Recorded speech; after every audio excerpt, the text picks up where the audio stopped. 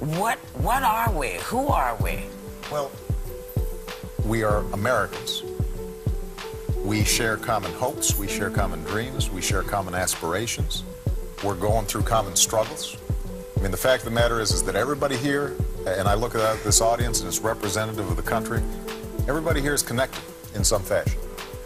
And our success and our children's success is tied up. So I think most Americans feel that way. But what is still true is that there's still kind of a reptilian side of our brain. Kind of a reptilian side of our brain. Kind of a reptilian side of our brain. Right? That part of our brain that if somebody looks different or sounds different, that there's a part of us that is cautious. What we have to do is fight against that.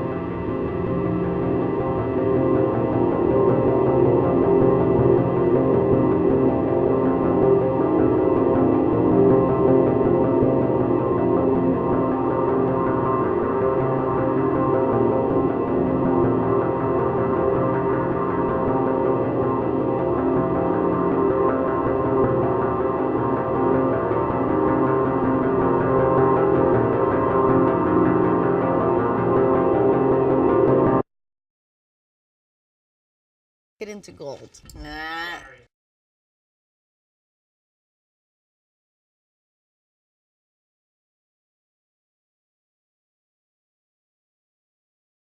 Sarah, this Wi-Fi calling from T-Mobile is the best. Yeah? I can talk from anywhere in my mansion.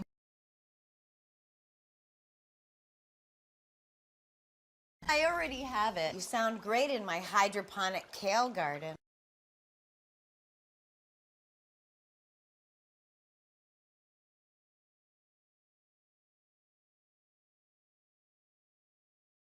Reception's great in my subterranean petting zoo.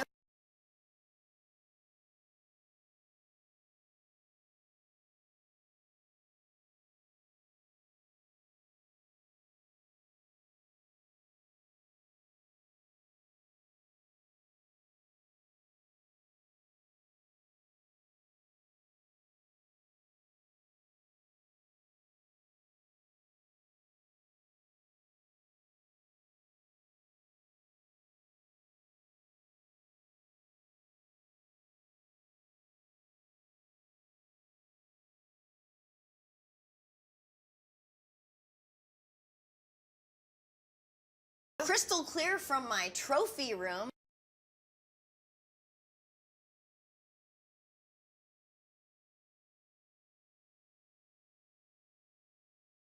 All clear in my figure skating basement.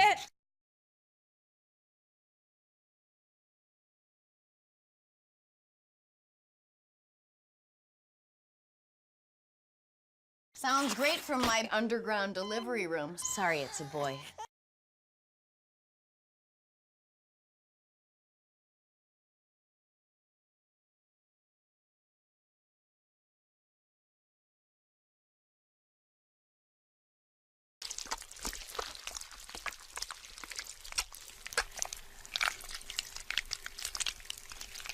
Well, I'm under my house with a rabbit.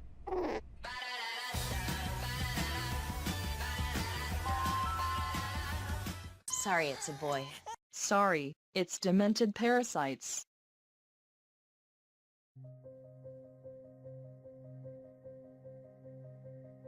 Hidden in a stack of papers, underneath a pile of documents, might be one of the most terrifying requests for a patent ever recorded.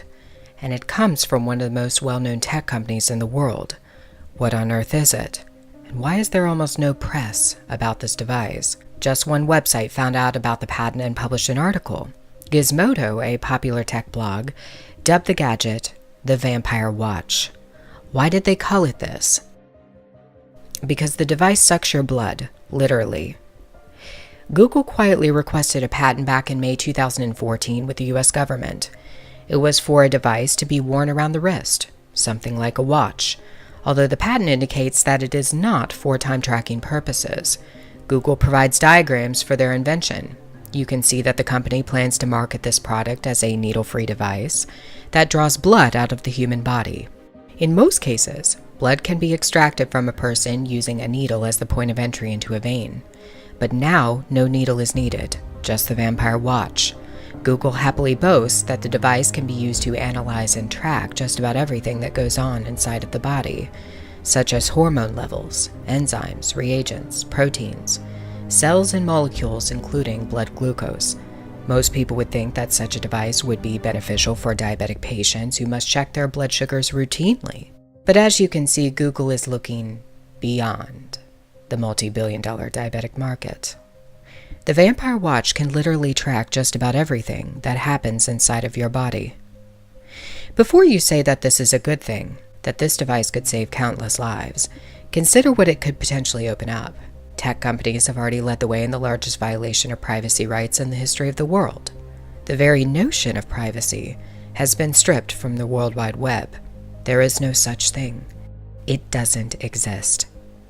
Leaders of tech companies have been complicit in the hostile takeover of privacy rights by the US government. It is known that the NSA has collected billions and billions of pieces of data on US citizens and even citizens in many other countries. Vast quantities of bulk data on billions of people, their online purchases, their surfing, their thoughts and ideas, their selfies, their videos, their expressed opinions. All of this data has been provided to the National Security Administration by companies like Facebook, Yahoo, Apple, and Google. And now to the NSA. The NSA's top lawyer says internet and tech companies did in fact know about the agency's data collection program known as PRISM. Since the news broke last summer, companies like Facebook, Google, and Apple denied any knowledge of PRISM. But at a recent hearing, NSA General Counsel Rajath Dey said that's not true. Listen to this exchange between him and a member of the Privacy and Civil Liberties Oversight Board.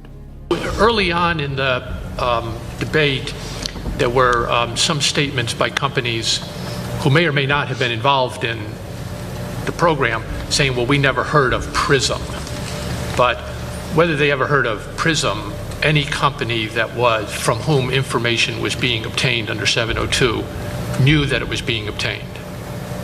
Correct. PRISM is just an internal government term that as a result of the leaks became a public term, but collection under this program is done pursuant to compulsory legal process that any recipient company would have received. Google knowingly provided billions of pieces of data to the NSA, and then they tried to deny that they had ever done such a thing. So will you now trust them with your most personal data, your very blood matrix? With Google's Vampire Watch, all data on your body will be uploaded and stored in microchips. It will be put on servers, and it will be entered into the World Wide Web. It becomes a part of the www matrix, the web that has taken over and caught everybody inside of it. Your blood is a matrix of data waiting to be explored. It has always been my opinion that the flesh and blood of the human body is the last thing to be completely controlled by the beast system that is now in place. Everything else is fully under the beast's dominion. Your body, which is the temple of God, is the only thing left. And they want ownership of it, ownership of you. They want to collect every aspect of data about your personal matrix and to connect it to the larger one that they have created. That is the sole function of many of these mega tech companies. They work for the beast. It's in their logos. Just take a look. These companies, including Google, know the trend. They know what's coming in the future. Your DNA must be brought in, introduced. It must be programmed into the larger net matrix.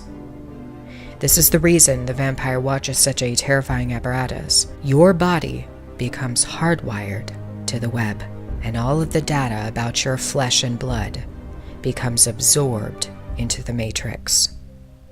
We have been warned that such a time is coming. The book of Revelation, chapter 13, speaks of a mark that will be placed in a very specific location, on the right hand or on the forehead. Without this mark, a person cannot buy or sell. He cannot conduct any type of commerce.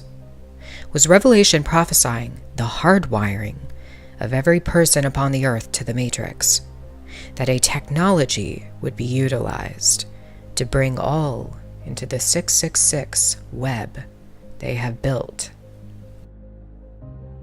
We have never invested as much in public education as we should have, because we've always had kind of a private notion of children. Your kid is yours and totally your responsibility. We haven't had a very collective notion of these are our children. So part of it is we have to break through our kind of private idea that kids belong to their parents. We have to break through our kind of private idea that kids belong to their parents.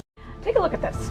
It's a Bible school in Alabama, and they put up a billboard with a quote from the Nazi leader. It says, "He alone who owns the youth gains the future." We're gonna change it and rearrange it. We're gonna change the world.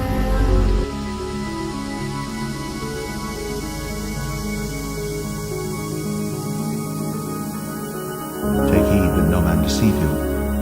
For many shall come in my name, saying, I am Christ, and shall deceive many.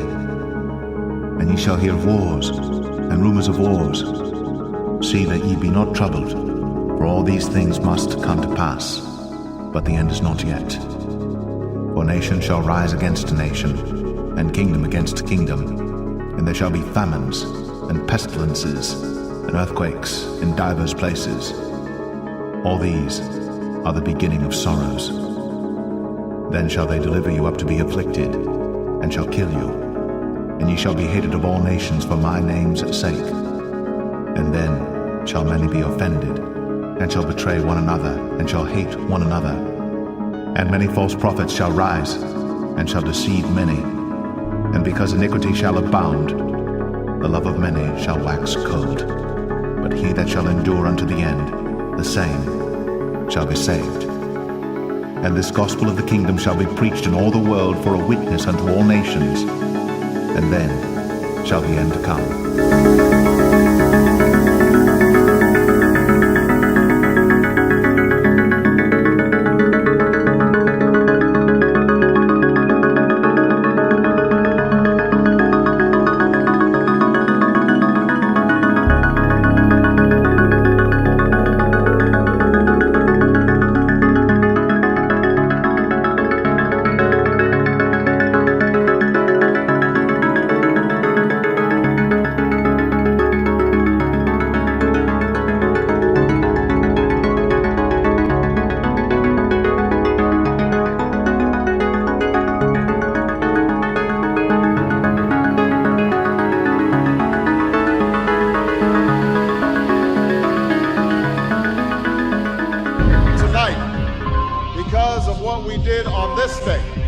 in this election, at this defining moment, change has come to America. It is a big idea, a new world order. The whole world will have this system, and that you will have to have it to be able to buy and sell. In our world, there will be no emotions except fear, rage, triumph, and self-abasement. The sex instinct will be eradicated. There will be no loyalty except loyalty to the party. But always there will be the intoxication of power. Always, at every moment, there will be the thrill of victory, the sensation of trampling on an enemy that is helpless. If you want a picture of the future, imagine a boot stamping on a human face forever. Can a microscopic tag be implanted in a person's body to track his every movement? There's actual discussion about that. You will rule on that, mark my words, before your tenure is over. We have before us the opportunity to forge for ourselves and for future generations a new world order. Turned into a prison, while other Walmarts, including one in the state of Ohio, have become detention centers. A video from 2010 posted by Janet Napolitano of the Department of Homeland Security proves that a relationship has existed between Walmart and the government involving Homeland Security. Hi, I'm Janet Napolitano, Secretary of the Department of Homeland Security. Homeland Security begins with hometown security. That's why I'm pleased that Walmart is helping to make our communities more safe and secure. If you see something suspicious in the parking lot or in the store, say something immediately. Report suspicious activity to your local police or sheriff. If you need help, ask a Walmart manager for assistance. Walmart, one of the biggest retailers in the world, is intricately involved in the DHS. Number 5. What you may not know about Walmart might actually shock you. Walmart is an industry leader and pilot of biometric and RFID technology, becoming one of the first Fortune 500 companies to employ RFID throughout its supply chain. Back in 2012 and 2013, Walmart brought Solo Health stations into their store and announced that they were a part of an Obamacare initiative. What very few people took note of was the machine's ability to scan RFID chip technology. Specifically, it had an apparatus underneath the machine that was used to scan RFID chips and to collect huge quantity of data on individuals. An RFID chip was one method of activating the machine's memory, which allowed it to store data on literally thousands upon thousands of people who used it. The Solo Health machine has been under quiet production for many years, with Walmart as a pilot company testing out these machines. Much of what Walmart has done with Solo Health stations has gone under the radar. I want to read an article from an online publication called Modern Materials Handling. They document that Walmart and the Department of Defense have a long-standing partnership on RFID technology initiation. Going back to the early 2000s, this partnership was to track items as a part of the supply chain. This article goes on to speculate that RFID will be introduced on a much wider scale in 2016, and that RFID needs to be reinvented. Walmart and the Department of Defense have worked together on this. So was RFID just a project to track items, to track products in the store?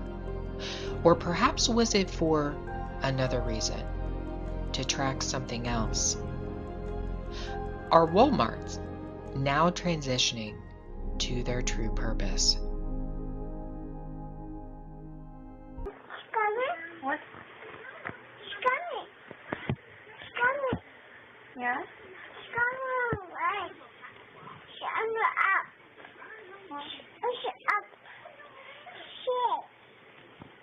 What?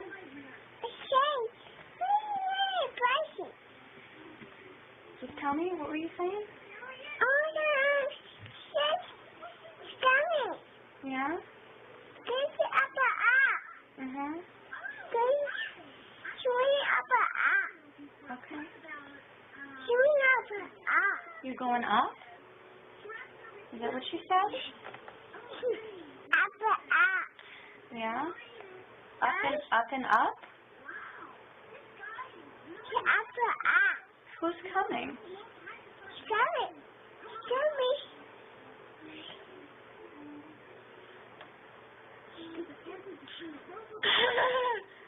I love you, honey.